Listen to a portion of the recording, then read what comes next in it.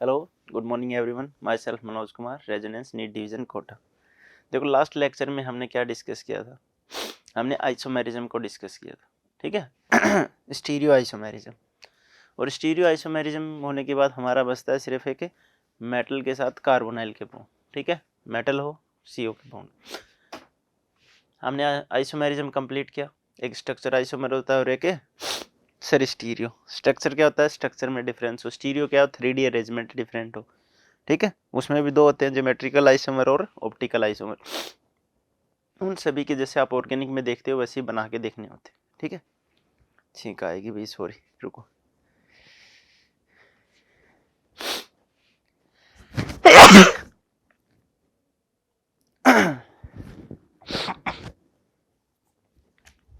पता नहीं भाई क्या दिक्कत है, जैसे ही शुरू में रिकॉर्डिंग करने आते हैं एक तो जरूर आती है कंपलसरी, एक, ठीक है।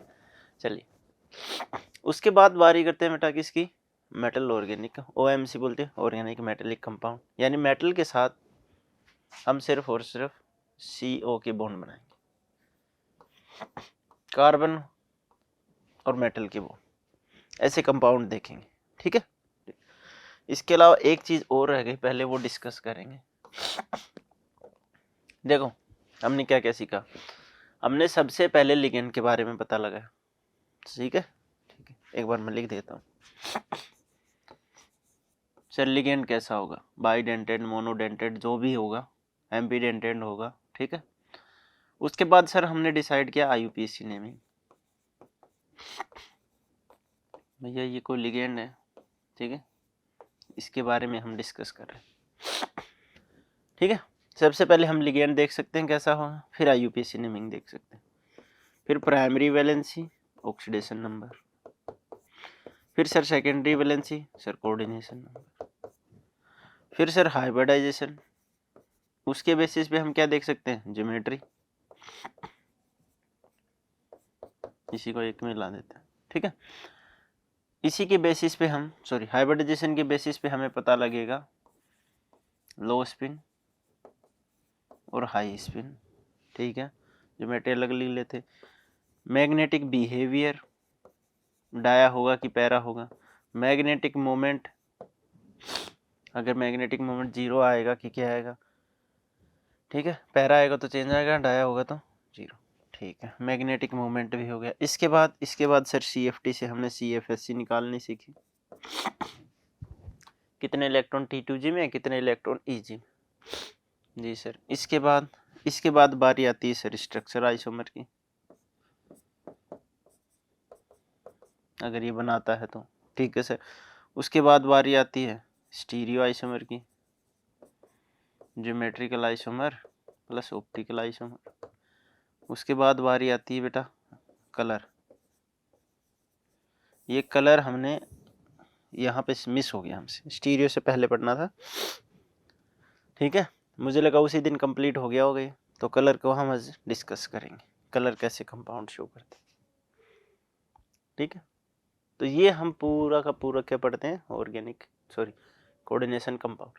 इस कोऑर्डिनेशन एंटिटी के बारे में हमें इतनी सारी जानकारी होनी चाहिए,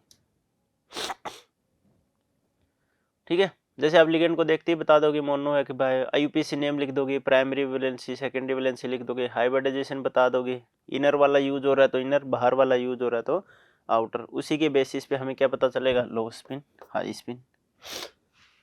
हाइब्रिडाइजेशन आ गया तो आप ज्योमेट्री बता दोगे। उसके बाद आप मैग्नेटिक बिहेवियर, डाया या पैरा होगा सर जी, उसके बेसिस पे मैग्नेटिक मोमेंट, फिर क्रिस्टल फील्ड स्प्लिटिंग एनर्जी निकाल लेंगे।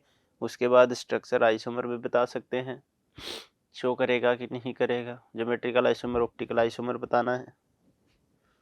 ये आपका कंप्लीट चैप्टर, ठीक है। अरे भाई छोड़ो, आज हम डिस्कस कर रहे हैं कलर के बारे में।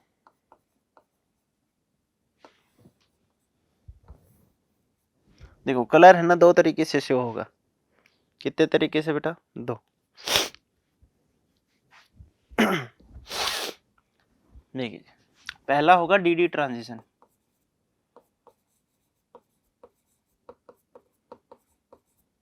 ठीक है सर। दूसरा चार्ज ट्रांसफर,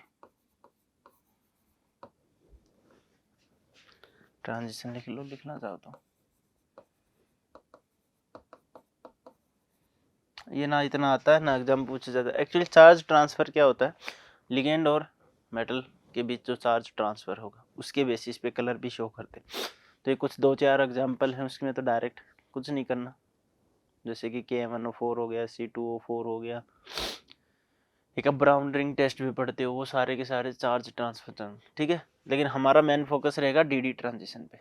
किस पे रहेगा बेटा, सर DD ट्रांजिशन। जैसा कि नाम से पता चल रहा है DD ऑर्बिटल होंगे, उनमें ट्रांजिशन होगा, ठीक है। चल देखते हैं।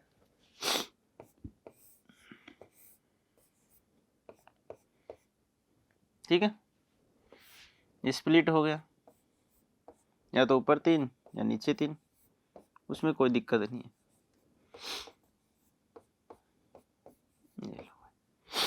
मान लो यहाँ पे इलेक्ट्रॉन है, यहाँ पे नहीं है, हमने एनर्जी दी, इसने एनर्जी अब्जॉर्ब करी, ये भाग के यहाँ चला गया EG में, ये T2G में, या फिर ये EG ये T2G, ठीक है। तो ये यहाँ से भाग के यहाँ चला गया कि नहीं चला गया, तो इसकी वजह से कुछ ना कुछ क्या दिखेगा, कलर शो होगा। रीजन क्या है, अब यहाँ ये एनर्जी आने की, मान लो हमने इसको एनर्जी दी, उस एनर्जी कुछ ना कुछ लेमड़ा रही होगी वेवलेंथ, तो जिस वेवलेंथ को ये अब्जॉर्व करेगा उसी के अकॉर्डिंग कुछ ना कुछ एमिट भी करेगा, ठीक है। एमिट करेगा कुछ ना कुछ, और डिफरेंट एमिट करेगा, जरूरी से जैसी आई थी वैसी अब्जॉर्व। मान लो ये अब्जॉर्व कर रहा है 500 नैनोमीटर से कोई आई है, ठीक है, एंगस्ट्रॉम से लिख लो। तो ये जरूरी थोड़ी है कि एमिट भी इतनी करे, ज़्यादा भी कर सकता है कम भी कर सकता है, दोनों ही केस बनते हैं। तो ऐसे केस में क्या होगा, कलर शो रिप्रेजेंट करेगा, ठीक है। तो इस चीज़ का आपने ध्यान रखना है। चलिए देखते हैं कैसे कलर शो होगा। इसी को बोलते हैं DD ऑर्बिटल के बीच क्या होगा, ट्रांजिशन। आपको ध्यान रखना है इस चीज़ का।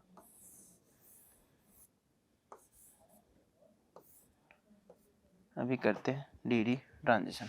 अब सबसे पहले याद रखने वाली बात ये है कि जिसमें अनपेयर्ड इलेक्ट्रॉन होंगे वो क्या करेंगे, कलर शो करेंगे, ठीक है।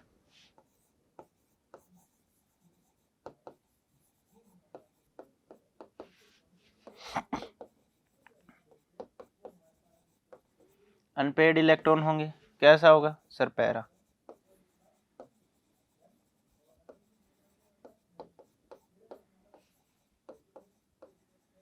और कंपाउंड कैसा होगा, कलर्ड।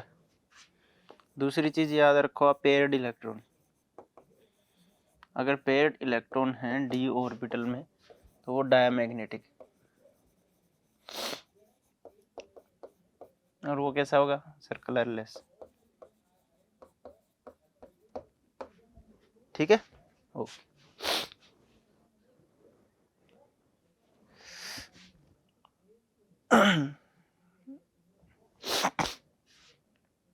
रुक जा भाई।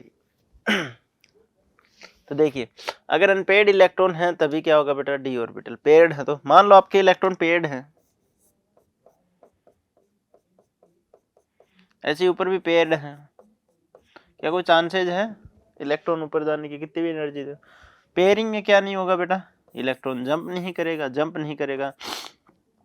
अच्छा इतना तो आपको पता होगा ना, ऑर्बिटल में पढ़ते हैं, ये हायर एनर्जी लो है, ठीक है, ये लोअर है। यहाँ से जब इलेक्ट्रॉन एमिट होता है नीचे वाले पे आता है, तो जब एमिट होता है तो यहाँ से कुछ ना कुछ एनर्जी लिबरेट होती है, एक स्पार्किंग होती है। हाई एनर्जी थी, एनर्जी क्या कर दी बेटा, लॉस कर दी, नीचे वाले में आ गया, और एनर्जी लॉस की उसे क्या हुआ, कुछ ना कुछ पता चला। तो ऐसे ही यहाँ पे होता है, जैसे कोई एनर्जी गेन करके ऊपर जाएगा कलर शो करेगा। तो आप इस चीज का ध्यान रखिए, अनपेयर्ड इलेक्ट्रॉन होंगे D ऑर्बिटल में तो क्या होगा बेटा आपके पास, सर कलर्ड होगा, और पेयर्ड होंगे तो सर कलरलेस होंगे, ठीक है। इसी को हम DD ट्रांजिशन बोलते हैं। अब बात करते हैं हम आगे, थर्ड पॉइंट, मैंने बताया था कुछ ना कुछ लैम्डा एब्जॉर्ब करेगी, वेवलेंथ आएगी किसी लैम्डा की, और फिर कुछ ना कुछ एमिट करेगी, दोनों इक्वल नहीं होंगी।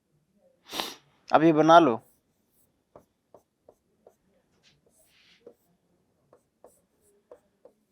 जी सर T2G, यहां से इलेक्ट्रॉन ऊपर जाएगा, इलेक्ट्रॉन क्या होगा बेटा, ऊपर जाएगा।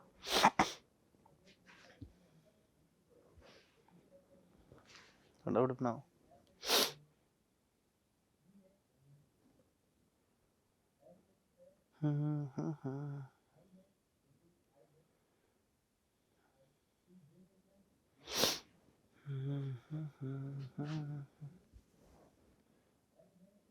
ऊपर से नीचे भी आ सकता है भैया, किसी और दूसरे में भी आ सकता है, इसमें भी आ सकता है, वो कोई चक्कर नहीं है। ठीक है, लिख लिया। चलिए आपको कुछ कलर दिखाते हैं कुछ कंपाउंड्स के। ठीक है,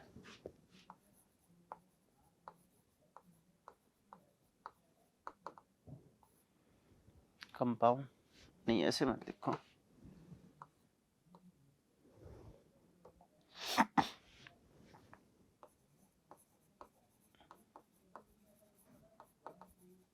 ठीक है।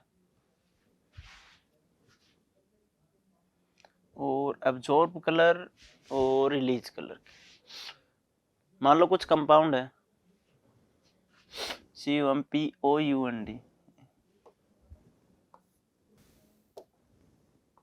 ये आपस में चिपक के ऐसा लग रहा है जैसे कुछ और ही लिखा हो। ठीक है जी सर। अब वेवलेंथ ऑफ देखनी है अब किसको, सर लाइट की, जो कि एब्जॉर्ब होगी।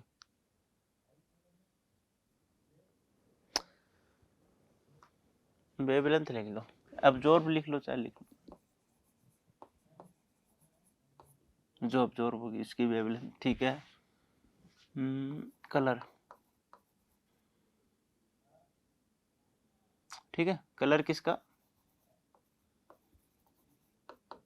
अब्जॉर्बिंग वेवलेंथ का। और यहाँ पे कलर लिखो,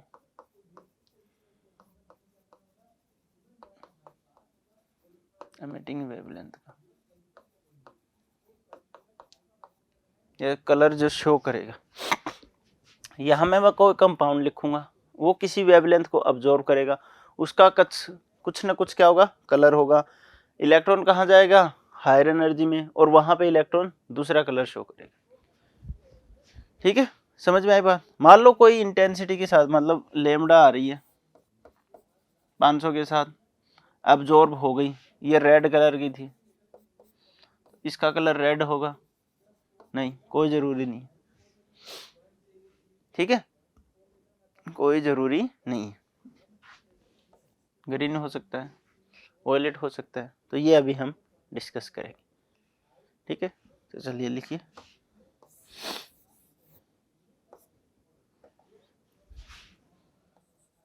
CO NH3 5 Cl 1 2 3, ठीक है, CO NH3 6 + 3,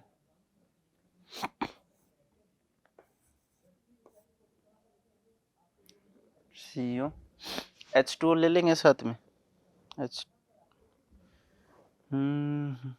H2 ले भी सकते हैं भैया, कोई दिक्कत वाली बात है नहीं ऐसे। एक सेकंड को भाई,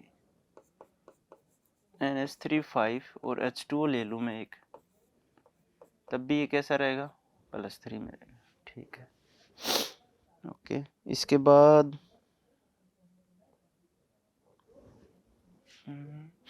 एक स्ट्रॉन्ग फील्ड ले ले इसके साथ, स्ट्रॉन्ग फील्ड ले लिया, अगर ये 6 ले लिया तो ये -3, ठीक है।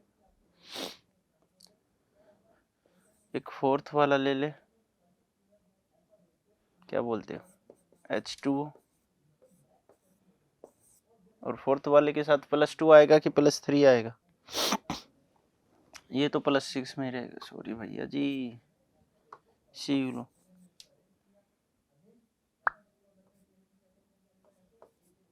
देखो CO जो हो ना, CO वो क्या होता है, +2 और +3 दोनों में ही रहता है, लेकिन ऑक्सीडेशन स्टेट कितनी रहती है उसकी, +2 +3, और कोऑर्डिनेशन नंबर 4।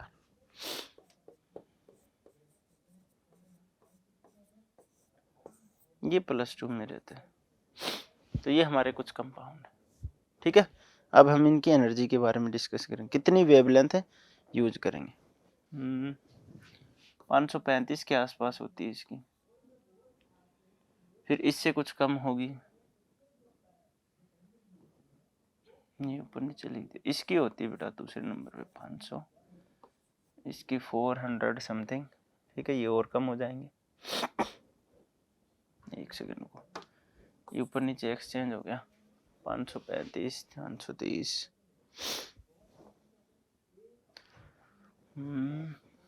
475 था। पहले 530, फिर 500, 475, फिर और कम 310, ठीक है। उसके बाद इंक्रीज होगी, चलो 600, और लास्ट में फिर से डिक्रीज 500 के आसपास होती है। आप 500 लिख सकते हो, 490 के आसपास लिख सकते हो, 90 वाली लाइन में लिख लो इसको, ठीक है। चलिए अब हम ये देखेंगे किस किस कलर को हम ऑब्जर्व करवाएंगे, ठीक है। ये हम पे डिपेंड है। तो क्या क्या कलर रखे भाई, ऐसे कलर रखने हैं जिसको आप बाद में समझ सको।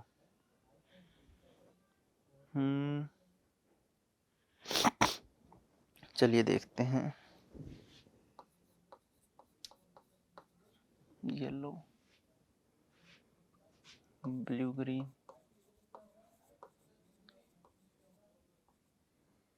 ब्लू, इसको अल्ट्रावायलेट,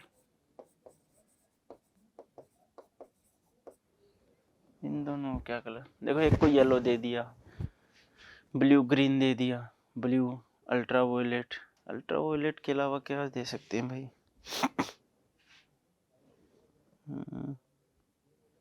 रेड और ब्लू ग्रीन 4 से रखना पड़ेगा, रेड नहीं है ना, तो रेड कर दो एक, फिर से ब्लू ग्रीन कर लो, ठीक है। चल ये हमारे पास कंपाउंड थे बेटा, ये इन्होंने कोई वेवलेंथ हमने ऑब्जर्व करवा दी, और ये हमारी कलर की वेवलेंथ, ठीक है जी सर। अब आगे देखो, हमारे पास जो ऑप्शन है कि ये तो सर ऑब्जर्व कर ली, yellow, blue green, blue ultraviolet, red, blue, बोले ठीक है सर। अब जब ऑब्जर्व कर ली तो कुछ ना कुछ बेटा एमिट भी करेगा, कि जी सर। एक कुछ तो उल्टा सुल्टा लिखा है,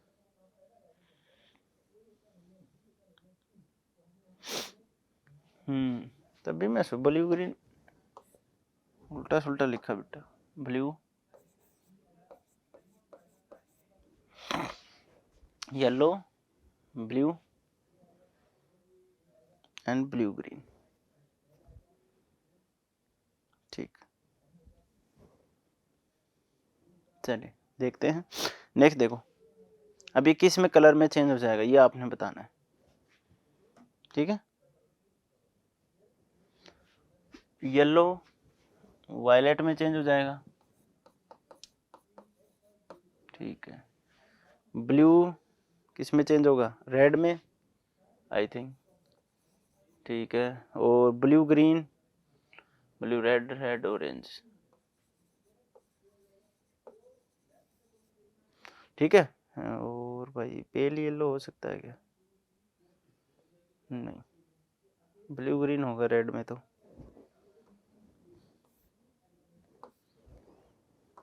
इसको करो आप रेड, ठीक है सर, ओके। और उसके बाद येलो ऑरेंज,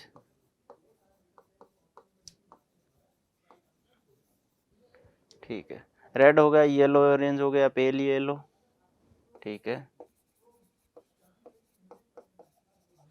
और उसके बाद बेटा दो और रह गए, रेड, रेड किसके साथ चेंज होगा, ब्लू के साथ, और blue green, blue red, red किसके साथ होगा, ब्लू के साथ, ठीक है।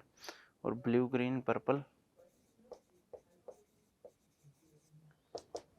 अब देखो इसमें कोई चेंज नहीं है, ये ऑब्जर्वेशन थी और इसी के बेसिस पे एक टेबल बनाई जाएगी, इसमें कोई चेंजेज नहीं होंगे, ठीक है। सबसे पहले कैसे शो हुआ बेटा, येलो कलर अब्जॉर्बिंग के, येलो कलर को अब्जॉर्ब किया, येलो कलर को अब्जॉर्ब करके क्या दिया, वायलेट, ठीक है सर।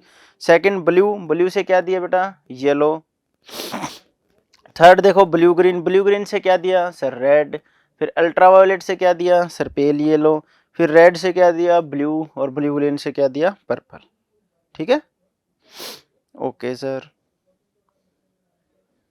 चलिए लिखो फटाफट।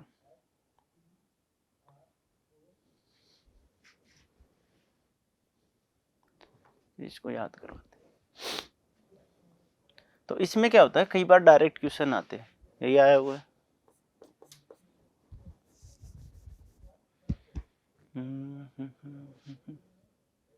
H2O का नहीं है क्या, ये हाँ ये H2O का 4, ये भी आया हुआ है। H2O के कई बार पूछे गए, अभी बताते हैं क्यों पूछे गए क्या है। चलिए नेक्स्ट लिखते हैं। देखो एक मुसान स्केल है, मुसान भैया थे,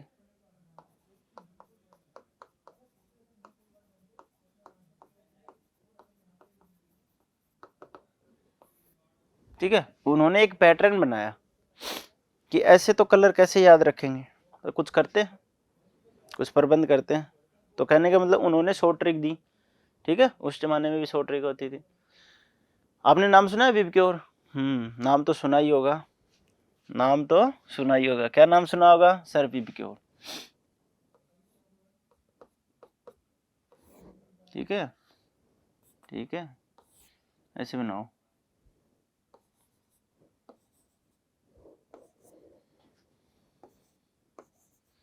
देखो जरा, विबग्योर है कि नहीं, ऐसे। तो आपने इन तीनों को एक साइड रखना है, इनको इधर रखना, ठीक है। और कलर शो करवाने हैं यहाँ पे, ध्यान से देखना। ये सारे के सारे बेटा एक दूसरे के अपोजिट रहेंगे, ठीक है। आई को हटाना चाहो तो हटा दो, बस कोई दिक्कत वाली बात है नहीं, बस ये ऐसे दिखाने के लिए विबग्योर। अब आपको करना क्या है कि जो जिसकी अब्जॉर्बिंग होगी इसके अपोजिट साइड वाला क्या होगा, कलर शो करेगा। मान लो येलो कलर की लाइट अब्जॉर्ब कर ली तो कैसा कलर शो करेगा, वॉयलेट। ग्रीन अब्जॉर्ब हो रहा है तो सर रेड, ब्लू अब्जॉर्ब हो रहा है तो सर ऑरेंज, ऑरेंज अब्जॉर्ब हो रहा है तो ब्लू। ये किसने बताया बेटा, मुसान भाई साहब ने, ठीक है। तो लिखो रेड कलर अब्जॉर्ब हो रहा है, बताओ कैसा कलर दिखेगा, मतलब एमिट कैसा कलर करेगा। रेड अब्जॉर्ब हो तो ग्रीन कलर अपीयर, शो, ठीक है सर। ऐसे ही बाकियों के साथ कर सकते हो।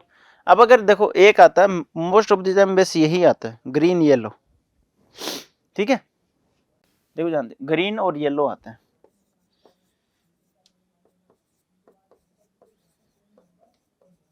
अब जोड़, अब बताओ अगर ग्रीन और येलो कलर अब्जॉर्ब हो रहा है एक साथ तो कैसा अपीयर होगा, वोयलेट कलर, वोयलेट कलर शो। इस चीज का आप ध्यान रखें, ठीक है। उसके बाद अगर ब्लू कलर है तो बताइए सर, ब्लू के साथ तो ऑरेंज है, एक ऊपर से देख लो। अब जोड़ कैसा कलर से होगा सर, ऑरेंज।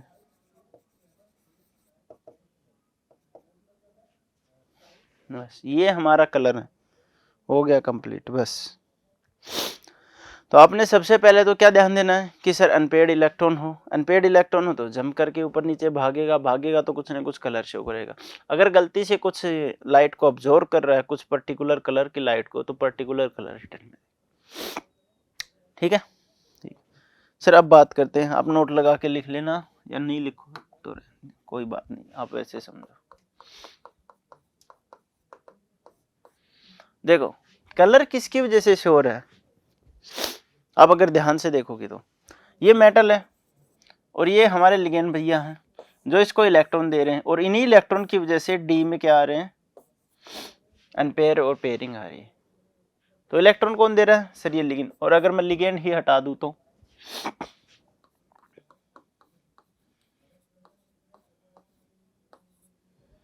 टाइटेनियम के साथ कौन है बेटा, H2O, ठीक है।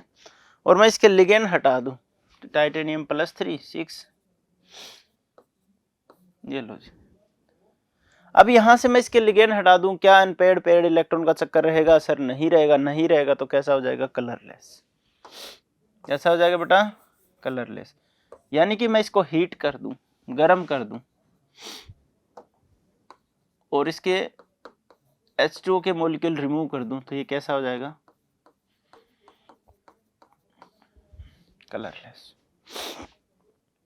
बताओ होगा कि नहीं होगा। अच्छा ऐसे ही मैंने एक और एग्जांपल लिखवाया था, CuSO4 का भी लिखवाया था।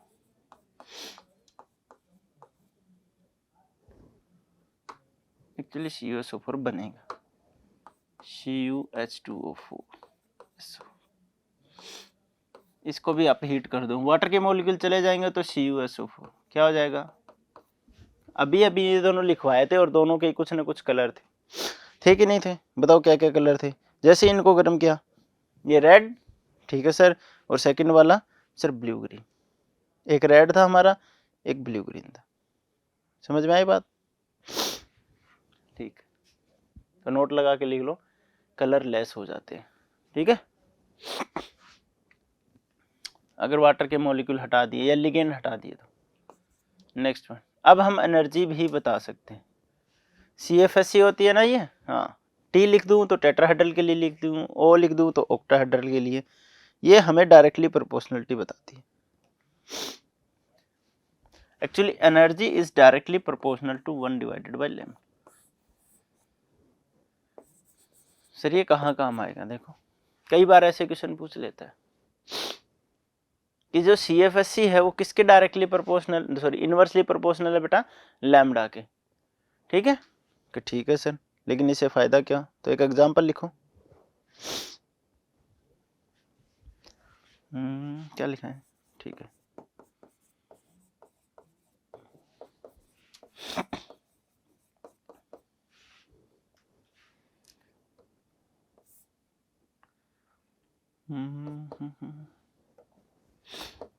डिक्रीजिंग या increasing order, write down the increasing order of lambda, ये पूछा गया। कैसे बताओगे, अब्जॉर्बिंग लैम्डा लिखो। अब्जॉर्ब लैम्डा मतलब कोई लैम्डा अब्जॉर्ब हो रहा है। मैं आपको 3 देता हूँ, ठीक है, 3 या 4 दे देता हूँ, उसमें आपको ये बताना है। अरे रुक जा भाई, सॉरी बेटा,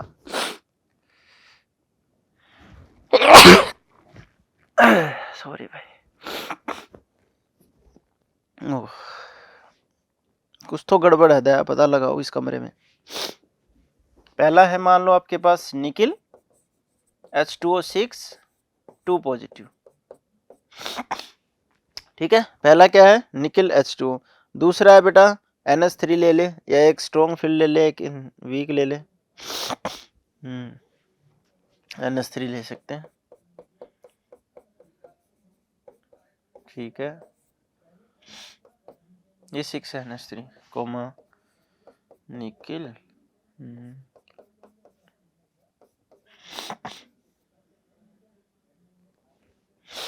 चलिए जी बताइए, उसके पर चार्ज 6, माइनस का 4, प्लस का 2, माइनस का 4।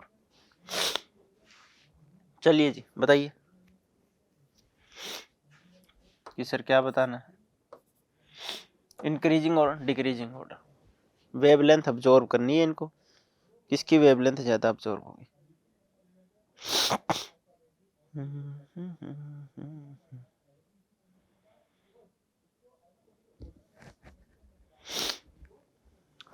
तो देखो सबसे पहले हमने क्या चेक किया, ये निकिल +2 में है, ये निकिल +2 में है, ये निकिल +2 में।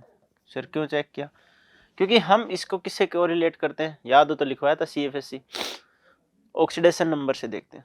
ऑक्सीडेशन नंबर बढ़ रहा है तो ये भी बढ़ रही होगी, ठीक है, ये बढ़ रही होगी तो लैम्डा डिक्रीज हो रहा होगा, तो इससे पता नहीं चला। फिर देखते हैं हम कोऑर्डिनेशन नंबर से, सभी का 6 है, सर इससे भी पता नहीं चला। अब देखेंगे स्ट्रेंथ,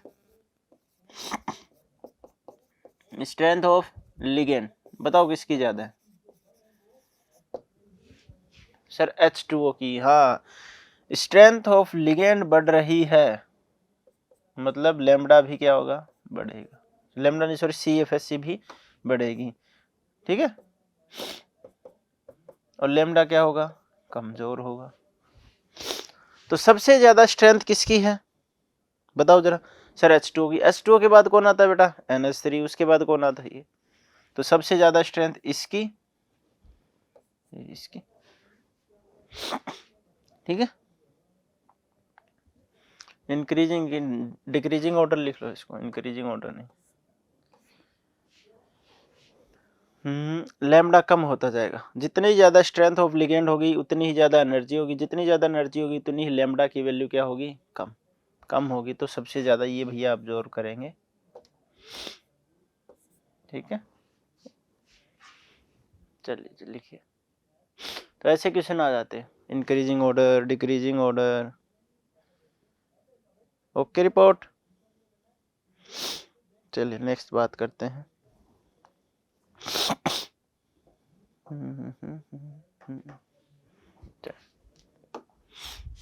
कुछ एग्जाम्पल लिखवाते हैं। निकिल अभी किया था, NH3 6 है बेटा, और +2 चार्ज। बताओ ये कलर शो करेगा कि नहीं करेगा? कि सर सबसे पहले देखा निकिल +2 में है, फिर इसका हमने इलेक्ट्रॉनिक कॉन्फ़िगरेशन लिखा, आर्गन तक 18 आ गए, ठीक है सर जी। उसके बाद कॉपी नहीं, क्या 28 पे आता है 10 इलेक्ट्रॉन, 3D8 4s2, और 4s2 की जगह क्या हो जाएगा 40, ये लो जी, ठीक है। तो सर 3D8 कैसे करें, ये लो जी 3D8, 1 2 3 4 5 6 7 8। अनपेड इलेक्ट्रॉन है सर, है, कलर शो करेगा, यस।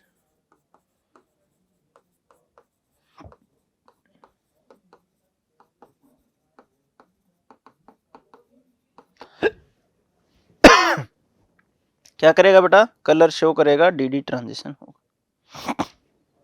चलिए सर आगे बताइए, अगर इसी एग्जाम्पल को मैं निकिल CN4 के साथ कैरी करूं, -4 आगे जाके +4 तो -2। जी अब बताइए सर, वही निकिल +2 में है, आर्गन है, और 3D8 है, एंड 4s0 है। यहाँ तक तो कोई चेंज नहीं है सर, तो कोई चेंज नहीं है तो सर लिख दो 1 2 3 4 5 6 7 8, ऐसा होगा क्या, ये 8 हो गया, लेकिन इसको किसकी वजह से बेटा, स्ट्रॉन्ग फील्ड की वजह से ये क्या हो जाएगा, पेयर्ड हो जाएगा, paired, so no DD transition.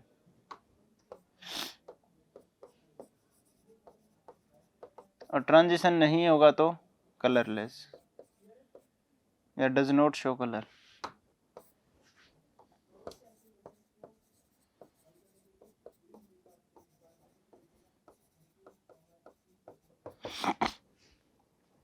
समझ में आई बात, ठीक है। तो आपको बस ऐसे ही चेक करना है, अगर 3D10 हुआ तो 3D10 तो कभी नहीं करेगा भैया, 3D10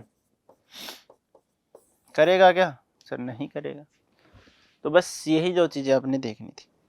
अच्छा इसके अलावा एक सिंपल चीज़ और है, अगर आप चाहो तो कर सकते हो, ठीक है।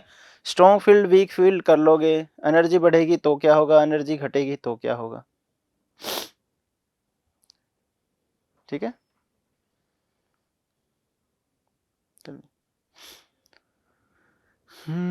चलिए आगे देखते हैं, इससे आगे क्या पढ़ाएं आपको। ये हो गया, ठीक है। कोई और एग्जांपल? अच्छा एक और है क्या ना, चार्ज ट्रांजिशन। ठीक है, तो चार्ज ट्रांजिशन में देखिए क्या कहता है चार्ज ट्रांजिशन। 3D10 हो गया, बाकी शो कर ही देंगे।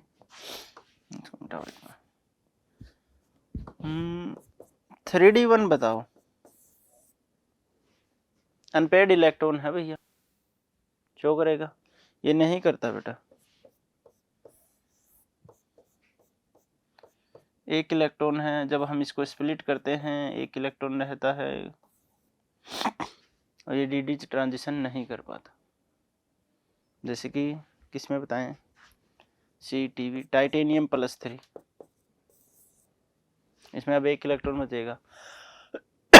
24 नंबर पे आता है, 3 दे देगा तो 19 एक इलेक्ट्रॉन, तो ये कई बार शो नहीं करता कलर 3D1।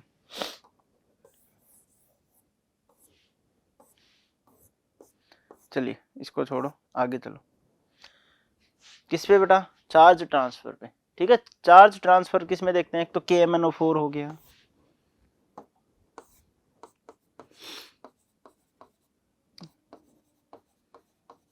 ठीक है, H2C2O4 या फिर C2O4 2 नेगेटिव। एक होता है भाई ब्राउन रिंग टेस्ट Fe का, ये कुछ टेस्ट ही होते।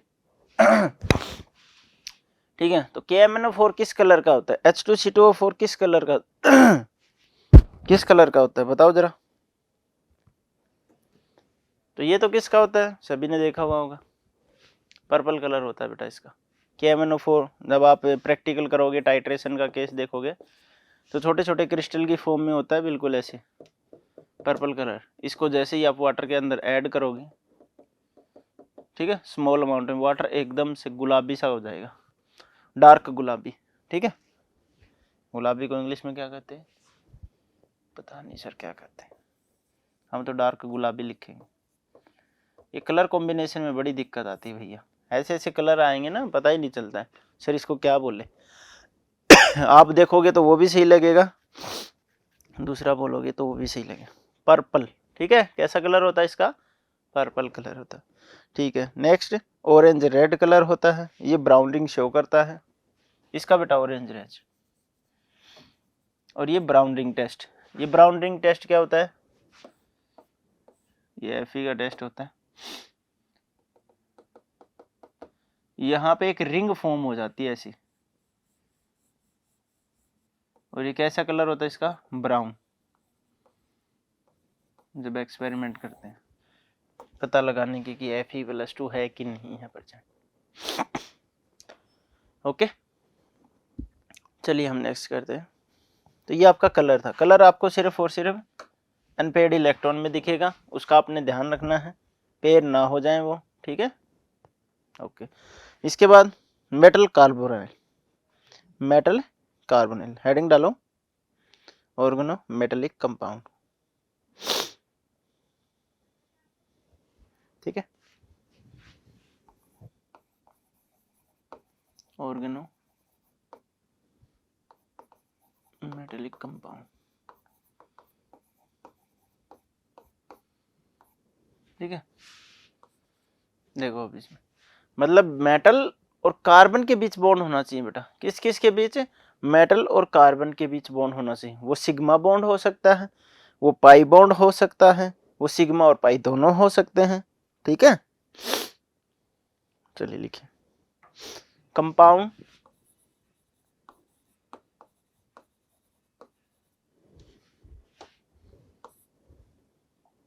लिखिए, कंपाउंड विच है वो एट लीस्ट वन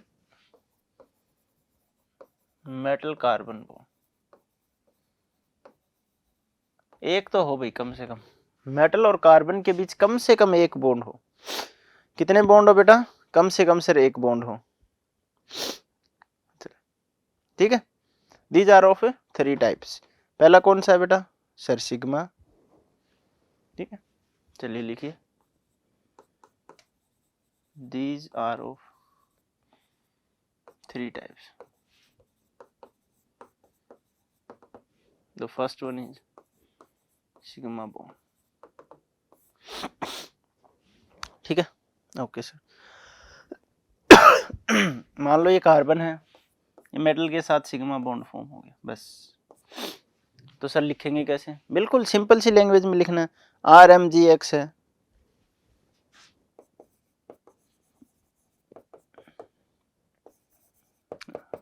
ऑर्गेनिक का फेमस ग्रिग्नार्ड रिएजेंट. ठीक है, इसी को हम क्या बोलते हैं? Sigma bond. अगर मान लो Zn के साथ बना दूं तो R2Zn. बस ये सारे एग्जांपल. सेकेंड देखना हमें पाई बॉन्ड. कार्बन और मेटल के बीच बॉन्ड तो फॉर्म हो, लेकिन वो कैसा बॉन्ड हो बेटा? Pi bond form. ठीक है.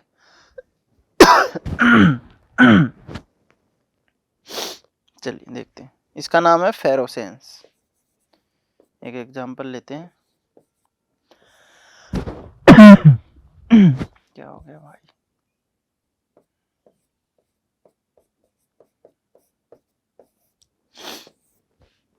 ये लिखो एक बार, भी एक्सप्लेन करते हैं.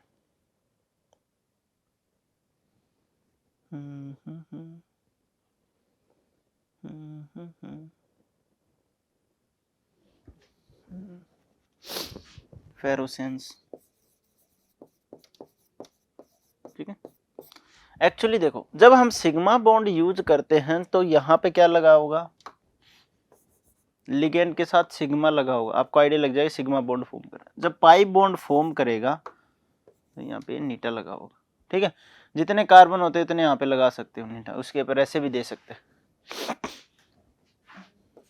और इसी को ऐसा लिख के दे सकता है. इसमें भी कोई दिक्कत वाली बात है नहीं.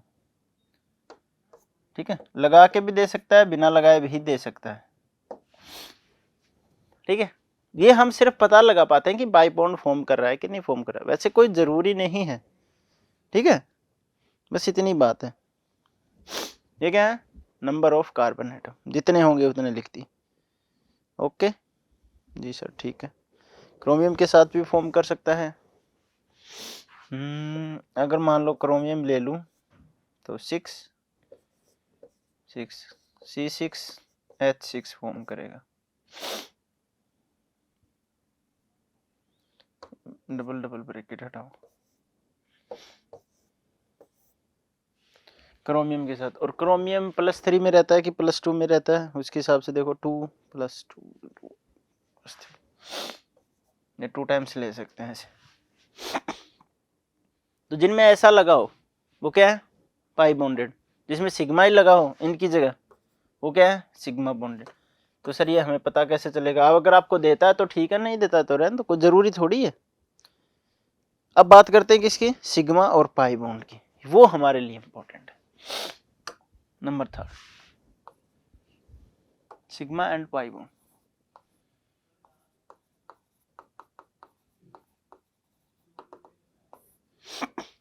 कार्बन, मेटल, सिग्मा और पाई.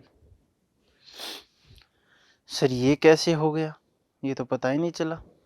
ठीक है, एक बॉन्ड और बना लो, ये पाई. एग्जाम्पल के तौर पे देखो, कोई भी मेटल ले लो और उसके साथ कोई भी कार्बोनाइल ले लो. ठीक है, सर मैंने निकल ले लिया और CO4 ले लिया. बताओ कोई दिक्कत? Fe के साथ ले सकते हो.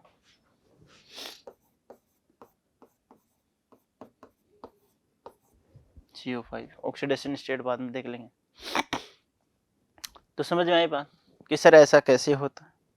ठीक है, तो देखिए मेटल का हम डायग्राम बनाते हैं.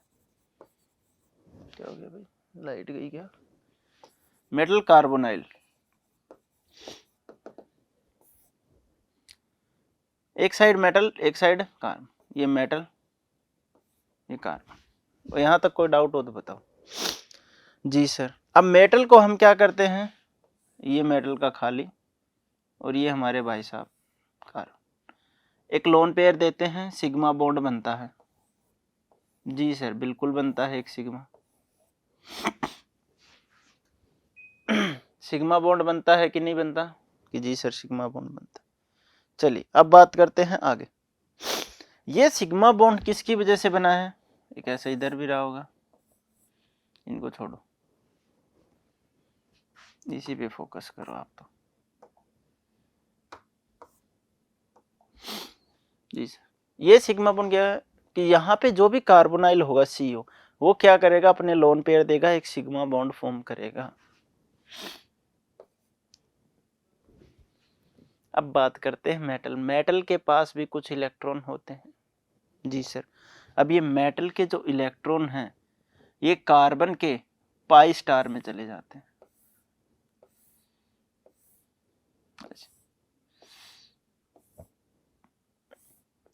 और ये क्या सा फॉर्म हो जाता है? Pi bond. और इसी को बोलते हैं बैक बॉन्डिंग। हमें पता भी नहीं चला और कब पीछे पीछे से क्या कर दिया इसने, बॉन्डिंग कर ली, आक्रमण कर दिया। ठीक है, ओके।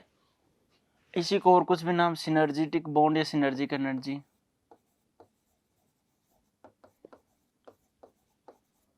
या सिनर्जिक एनर्जी भी बोलते हैं इसको। ठीक है, तो सर ये हुआ कैसे? देखो हमारे पास जो CO होता है उसके पास 14 इलेक्ट्रॉन होते हैं कि नहीं होते?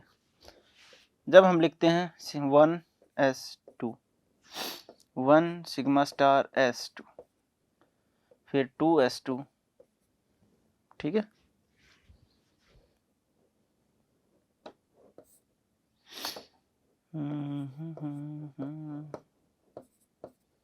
और फिर 2 सिग्मा स्टार s2। अब बात करेंगे 2p की, फिर बात करेंगे 2py की, फिर किसकी बात करेंगे? 2pz की। 2 2 4 2 6। देखो जब हम क्या लिखते हैं बेटा? जी बिल्कुल सही है, ये दोनों इक्वल होते हैं। एक होता है एमओटी थ्योरी। एमओटी थ्योरी में हम क्या लिखते हैं? बॉन्डिंग और एंटी बॉन्डिंग। एक होती है बॉन्डिंग, एक होती है एंटी बॉन्डिंग। उन सभी के हम इलेक्ट्रॉनिक कॉन्फ़िगरेशन है। 14 इलेक्ट्रॉन है, एक 1s2 में बॉन्डिंग में, एक 1s स्टार में, किस में? एंटी बॉन्डिंग में, फिर 2 इसमें, फिर 2 इलेक्ट्रॉन एंटी बॉन्डिंग में। 2 2 4 2 6 2 8, इन दोनों की एनर्जी इक्वल होती है, दोनों को इक्वल लिखते हैं। चाहिए पहले लिख दो, बाद में लिख दो, फिर जेड पे आ जाओ। ठीक है, x y y z z square, जो भी लिखना चाहो। Okay report. px py, sorry px py में 2 2 इलेक्ट्रॉन, एक जेड। अब बात करते हैं इसके बाद किसकी बारी आएगी? 2 star px equals 2 star py and 2 star pz। ये सारे के सारे तीनों क्या हैं? खाली। 2 2 2 4 2 6 इलेक्ट्रॉन वहां पे आ सकते हैं इजीली। ठीक है, तो अब 2 2 इलेक्ट्रॉन आ सकते हैं। सिग्मा लिख दिया क्या? तभी मैं सोचू पाई स्टार बॉम्ब कैसे होगा। इनको आप पाई करो, पाई स्टार डबल बॉन्ड बनाएंगे। ठीक है, अब देखो, अब जो भी इलेक्ट्रॉन आएगा वो इसमें जाएगा, यस और नो, या इसमें जाएगा। ठीक है, तो यानी कि मेटल के जो इलेक्ट्रॉन है वो कार्बन की एंटी बॉन्डिंग में चले जाते हैं बेटा। किसमें? 2 pi sigma, sorry 2 pi star px या py में। कार्बन यानी मेटल के जो इलेक्ट्रॉन है वो कार्बन की किस में चले जाएंगे? एंटी बॉन्डिंग में, और उसी से हमारे पास क्या होगा? पाई बॉन्ड की फॉर्मेशन होगी। तो समझ में आई बेटा बात? अब इसी से हम बॉन्ड ऑर्डर भी निकाल सकते हैं। बॉन्ड ऑर्डर बताओ क्या होता है? बॉन्ड ऑर्डर निकालते हैं निकम्मो, number of electron in bonding minus number of electron in anti bonding divided by 2। लिखना पड़ेगा भाई, number of electron in bonding, BMO बोलते हैं, बॉन्डिंग मॉलिक्यूलर ऑर्बिट। ठीक है, ए को क्या लिखोगे? Number of electron in anti bonding ABMO। तो इससे आप बॉन्ड ऑर्डर निकाल सकते हो। बॉन्ड ऑर्डर से आप बहुत सारी चीज़ें बता सकते हो। किसी का बॉन्ड ऑर्डर कम है, ठीक है, तो नंबर ऑफ इलेक्ट्रॉन ज़्यादा हो सकते हैं। बॉन्ड लेंथ कैसी ज़्यादा होगी कि कम होगी, ये सारी चीज़ें आप इससे बता सकते हो, ठीक है। इलेक्ट्रॉन किस में एंटर करेगा, इसमें। इलेक्ट्रॉन एंटर इन दिस, और इनमें इलेक्ट्रॉन एंटर करेगा तो पाई बॉन्ड फॉर्म। यही एक सिनर्जिक बॉन्डिंग होती है, यही सबसे एक मेन चीज। बस इसीलिए मेटल कार्बोनाइल सबसे डिफरेंट पढ़ाया जाता है। तो मेटल और कार्बन के बीच क्या हो जाती है कि बैक बॉन्डिंग हो जाती है, उसको हम बैक बॉन्डिंग या सिनर्जिक बॉन्ड या सिनर्जिक एनर्जी बोल देते हैं। मेटल के जो इलेक्ट्रॉन होते हैं कार्बन की एंटी बॉन्डिंग में चले जाते हैं और उसी की वजह से पाइड बॉन्ड फॉर्म होता है। इससे हम बॉन्ड ऑर्डर निकाल सकते हैं, ठीक है। चलिए आगे चलते हैं।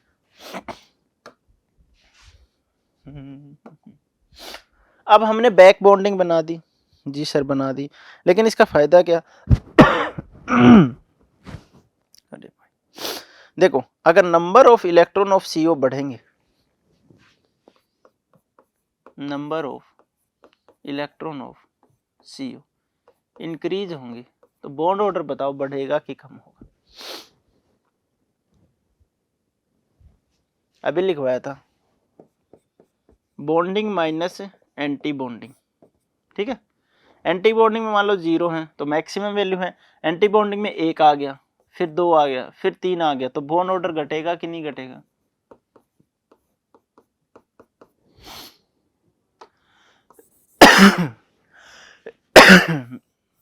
अरे भाई बॉन्ड ऑर्डर अगर कम हो रहा है तो बॉन्ड लेंथ क्या होगी बताइए? बॉन्ड ऑर्डर से बता सकते हो ना बॉन्ड लेंथ। बॉन्ड लेंथ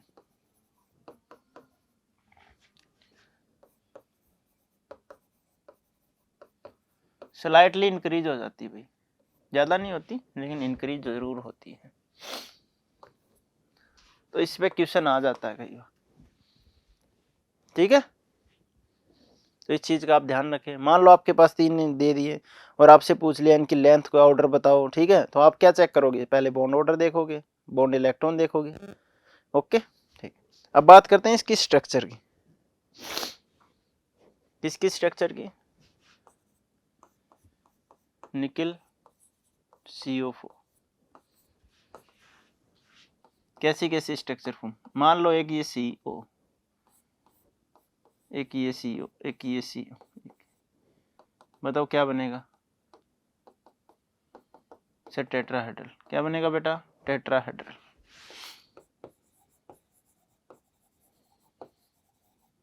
ठीक है, टेट्राहेड्रल होगा तो sp3। मान लो अगर 4 की बजाय मैं 5 ले लूं तो ले लो सर, क्या ही दिक्कत है, हमें तो एतराज ही नहीं है ना। 1 2 3 4 5 बताओ क्या है ये? ट्राइगोनल बाई पिरामिडल है कि नहीं है?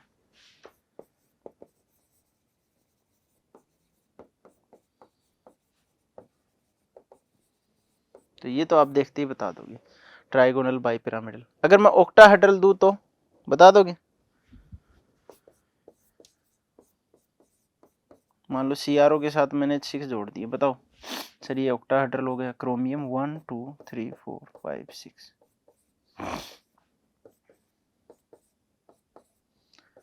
ये लो जी ऑक्टाहेड्रल।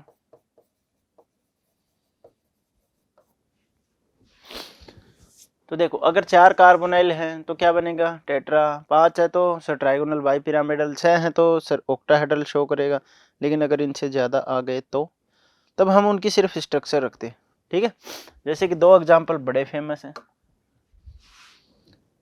पहला है Mn2 और CO10, ठीक है, बिल्कुल। Mn2 और CO मैंने ले लिया सर 10, ठीक है। और दूसरा एग्जाम्पल है हमारे पास CO2 का है क्या?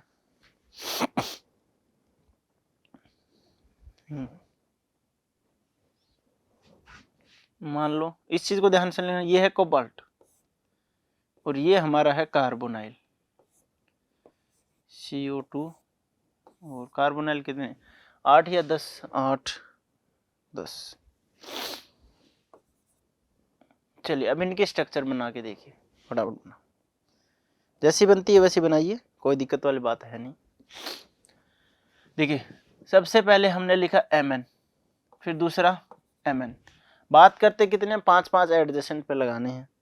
अगर 5-5 लगा दिए दोनों पे तो एक एक की बॉन्ड की कमी बचेगी, तो वो बॉन्ड मेटल मेटल के बीच बन सकता है, बिल्कुल बन सकता है।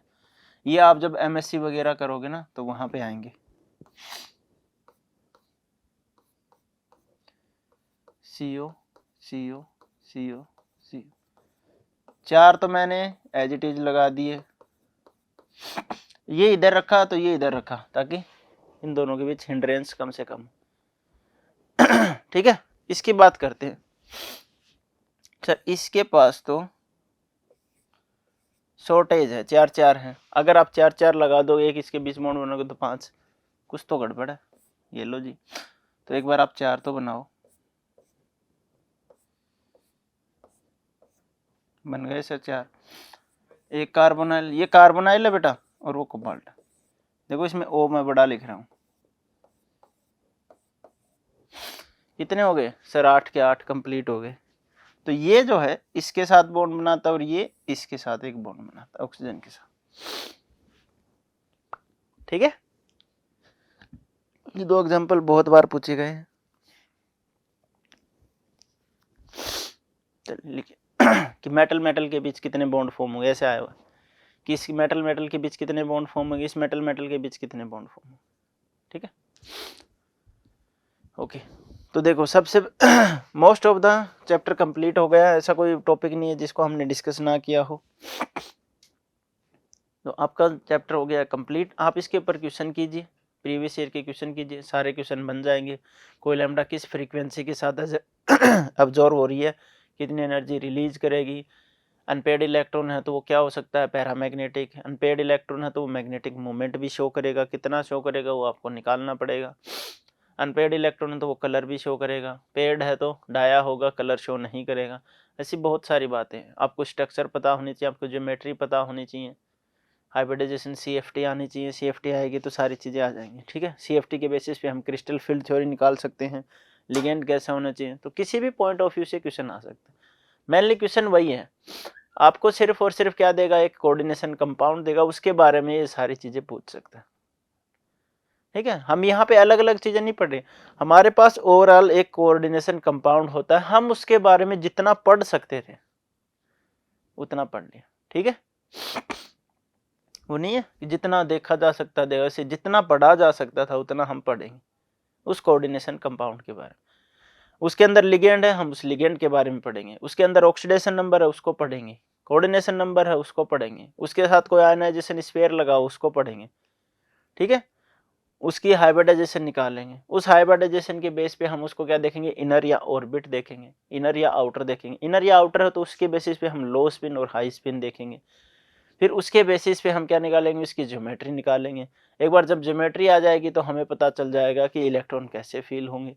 फिर हम इलेक्ट्रॉन देखेंगे। जब इलेक्ट्रॉन हम फील कर देंगे तो हमें पता चल जाएगा कि अनपेयर्ड है कि पेयर्ड है। और जब ये पता चल जाएगा तो इससे ये पता चलेगा कि अनपेयर्ड पैरामैग्नेटिक और पेयर्ड डायमैग्नेटिक शो करेंगे।